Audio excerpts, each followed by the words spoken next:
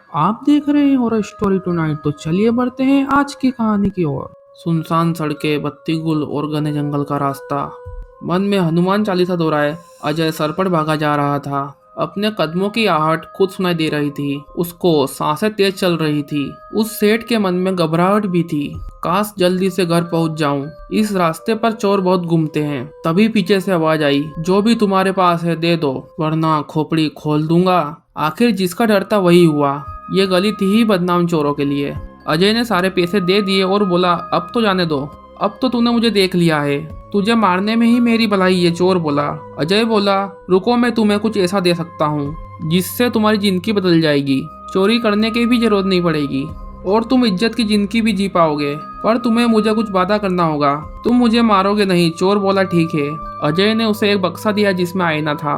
अजय बोला, इसको अकेले में खोलना और एक माचिस की तीली जलाना और 3 बार बोलना, खूनी दुल्हन, खूनी दुल्हन, खूनी दुल्हन। फिर तुम जो मांगोगे वो दे देगी। चोर बोला, क्या ये पैसे देगी?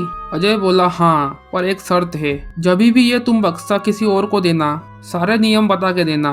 बिना किसी को बताए इसको कहीं रख आए तो ये फिर तुम्हारे पास ही आएगा। और हाँ, इसको खत्म करने की भी कोशिश मत करना, वरना अंजाम बहुत बुरा होगा। चोर बोला, मैं इस अल्लादीन के चिराग को किसी और को क्यों दूं भला। चोर खुशी खुशी बक्से के साथ घर चला आया। अब वो चोर घर आकर उस बक्से को लेकर पहुंचा एक रूम में। वहां फटाफट बक्सा खोला, एक माचिस जलाई और 3 बार बोला, खूनी दुल्हन, खूनी दुल्हन, खूनी दुल्हन। अचानक आईने में एक तेज रोशनी हुई। वो डर कर पीछे हट गया। उसकी तो सांसें ही रुक गई, मानो जैसे सामने का नजारा जो इतना भयानक था। सामने ईसाइयों की दुल्हन के सफेद ड्रेस में, जिस पर खून के धब्बे थे, सजी हुई एक लड़की थी। बाल बिखरे हुए, आंखों में खून टपक रहा था। चेहरा आधा जला था, उसमें से हड्डी दिखाई दे रही थी। रूह कांपने वाली आकृति थी उसकी। वो बोली, बोलो क्या चाहिए तुम्हें, पर एक शर्त है, जो तुम मांगोगे उसकी कीमत किसी और को चुकानी पड़ेगी। चोर बोला, ले लेना, पर फिलहाल मुझे पैसे चाहिए। दुल्हन ने अट्टहास किया और बोला, लालची लालची, तूने वही मांगा जो सब मांगते हैं। हा। अचानक पैसों की बारिश होने लगी और चोर खुशी से पागल हो गया। चोर ने पूछा, पर तुम इतने पैसे लाई कहाँ से? दुल्हन हंसकर बोली, तुम्हें इससे क्या करना, तुम मजे करो। एक भयानक चित्रकार के साथ गायब हो गई। अगले दिन सुबह वो पान की दुकान पर गया तो पता चला अजय, जिसके उसने पैसे लूटे थे, वो शहर के जाने माने पैसों वालों में से एक था। वो रहस्यमयी तरीके से मारे पाए गए और उनके पैसे भी गायब थे। चोर को बड़ा अजीब लगा। 10 साल बीत गए अब इस बात को। अब वो चोर शहर का बड़ा रईस सुरेश बन गया। उसने उस बक्से को तहखाने में रख दिया, जहां उसने परिवार का कोई सदस्य नहीं जाता था। उसके ताले की चाबी सिर्फ उसी के पास थी। यहाँ तक कि उसने अपनी बीबी और बच्चों को भी कुछ नहीं बताया था। एक दिन एक हादसे के कारण उसकी बेटी का एक्सीडेंट हो गया, जिसमें वो पूरी तरह जख्मी हो गई। वो बहुत दुखी था। उसको उस बक्से की याद आई। वो तहखाने में गया, बक्सा खोला और माचिस जलाई और 3 बार पुकारा, खूनी दुल्हन, खूनी दुल्हन, खूनी दुल्हन। वो हट्टास करती हुई आई। फिर से वही भयानक चित्रकार वाली हंसी लिए हुए बोली, कहो, बहुत दिनों बाद याद किया। सुरेश बोला, मेरी बेटी को बचा लो खूनी दुल्हन। वो बोली, पर शर्त याद है ना, किसी एक को अपनी जान देनी पड़ेगी। सुरेश ममता में अंधा हो गया था। बोला, ठीक है, तुम मुझे मार दो, पर मेरी बेटी को बचा लो। वो दुल्हन अपने काले दांत निपोड़ते हुए बोली, नहीं, जिसे मैं चाहूंगी वो मरेगा। हा। फिर उसे आईने में दिखा सामने वाली पड़ोसी की बेटी जख्मी हो गई थी। सुरेश को बुरा लगा, बचपन से उसे देखा था। वो बोला, अब मैं कभी तुम्हारे पास नहीं आऊंगा। वो दुल्हन हंसते हुए बोली, इंसान लालची होता है, तुम फिर आओगे। हा।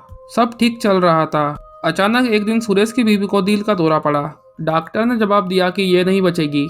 सुरेश परेशान हो गया। सुरेश की बीवी रोने लगी कि वो अपने बारिश का मुंह भी नहीं देख पाएगी। सुरेश ने फिर उस आईने के पास जाने का सोचा और सोचा कि यह आखिरी बार है। वह दुल्हन फिर आई और हट्टास करते हुए बोली, देखा, आ गया ना तू, बोल क्या चाहिए। मेरी बीबी को बारिश का मुंह दिखा दो खूनी दुल्हन। सुरेश गिड़गिड़ाने लगा, पर शर्त याद है ना? खूनी दुल्हन बोली। वो बोला, हाँ याद है। वह दुल्हन जोर से हंसी। अचानक शीशे में सेठ को अपने बेटे की लाश दिखाई दी। वो जोर जोर से रोने लगा। दुल्हन बोली, क्यों, इस बार दुख कुछ ज्यादा हुआ क्योंकि अपना बेटा मरा? हा। वो बक्सा उठा के फेंकने ही वाला था कि आवाज आई, खबरदार ऐसा करना भी मत, सारा परिवार तबाह हो जाएगा तुम्हारा। नियति को बदलोगे तो यही होगा। मैंने भी यही किया था। मेरे हाथ में शादी का सुख नहीं था, पर मैंने किया। 2 दिन बाद ही मेरे पति मर गए और ससुराल वालों ने भी मुझे जलाकर मार दिया। तब से ये आईना ही मेरा घर है और मैं सबको बताती हूँ कि नियति को मत छेड़ो। हा हा हा हा हा हा। सुरेश रोने लगा, कहा, मैंने अपने बारिश से अपने पिता का साया छीन लिया। खूनी दुल्हन बोली, यह बक्सा ऐसा ही है, जो लेता है अंत में पछताता है। हा हा हा हा हा हा। सुरेश ने बेटे का अंतिम संस्कार किया और उस बक्से को लेकर चल दिया उसी गली में जो चोरों के लिए बदनाम थी। एक चोर को उसने बहुत से पैसे और बक्सा दे दिया शर्तों के साथ। बीबी से बोला, हम कल ही यह शहर छोड़ के चले जाएंगे, कपड़े बांध लो, और खुद रूम में जाकर पैसे बैग में भरने लगा। अचानक शीशे में वह खूनी दुल्हन दिखी। सुरेश बोला, तुम यहाँ आप क्या करने आई हो? दुल्हन बोली, वो बक्से वाला आदमी ने पैसे मांगे हैं, बोल के जोर से हंसने लगी। सुरेश डर से थर थर कांपने लगा। अगले दिन ही सुरेश के मौत के चर्चे सबके जीवन पर थे। सब सोच रहे थे किसी चोर ने घर में चोरी करके उसको मार दिया। तो दोस्तों, आज की वीडियो में बस इतना ही। जल्दी मिलेंगे अगली स्टोरी में।